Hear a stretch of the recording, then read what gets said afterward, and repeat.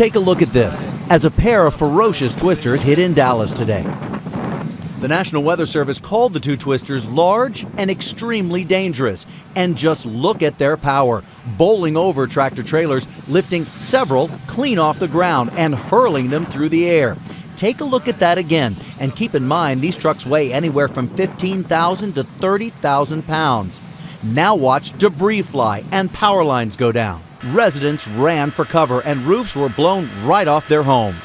Check out this from a storm chaser on the scene as a huge funnel cloud touches down in Forney, Texas, destroying up to 30 homes. And listen to this incredible story of survival. Lindsay Enoch's mother, Sherry, was babysitting Lindsay's 18-month-old son, Lane, and two other children when the twister hit their Diamond Creek subdivision home in Forney.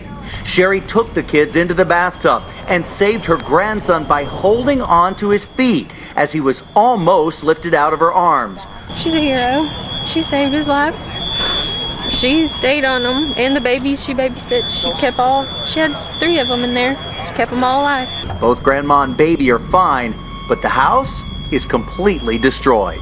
Local resident Brandy Kemps filmed one of the tornadoes coming right for her. Get in the house! To see this in front of your own eyes is like phenomenal. It was phenomenal. Reporter Brad Watson of our ABC affiliate WFAA shows us some of the severe damage in suburban Arlington. This is the underside of a camper. Where was the camper? 70 yards down the street. This kind of damage is evident all over the place. However, amazingly, no one injured in this Dallas-Fort Worth suburb. In one school, students, including these first graders, were ordered to duck and cover. The Dallas-Fort Worth airport canceled over 400 flights, and more than 100 planes were damaged by the golf ball-size hail that hit during the storm.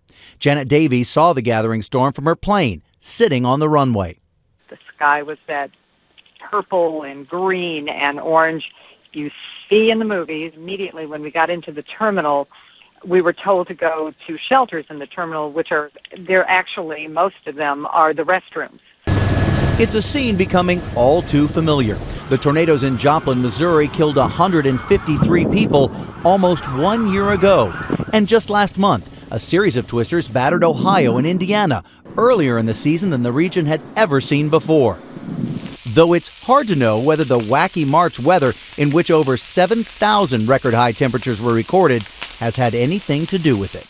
We haven't found really much of a linkage between the warm weather that we saw, especially the warm weather in March, and what we're seeing now. In fact, this part of Texas, Tarrant and Dallas-Fort Worth counties, they experience a couple of these tornadoes every year, and it's not uncommon to see tornadoes, especially in April in this part of Texas. Unbelievable. Though they weren't used today, the National Weather Service is testing a new warning system in Kansas, Missouri, and Nebraska, hoping that using frightening language like catastrophic or unsurvivable tornadoes in the warnings will encourage residents to take cover even more quickly. So what do you do if you find yourself in the path of one of these storms? Well, safety experts say stay away from windows, get into a basement if you can, and if you can't, find a ground floor bathroom or closet.